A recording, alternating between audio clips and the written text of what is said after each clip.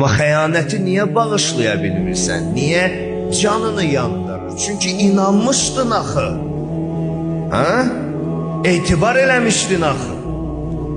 Kişidir, eləməz demişdin axı. Hulqumu var demiş, güvənmişdin. Amma güvənini sındırdı. Və bu sənə bir ömür də yadından çıxır. Qılıncdan betərdi onun yarası. İnanmaq belə bir şeydir. Biz də inanclı insanlarıq. Biz də nə inanırıq əhkamlara, sözlərə, ayələrə. Amma məqsədim budur ki, bu inancımız sabah hesabda xəyanətdə keçirən hissimizi yaşamayaq. Onun bunun sözünə inanc əldə eləyib sabah boşmuş deyib peşman olmayaq. Bunun üçün nə etmək lazımdır?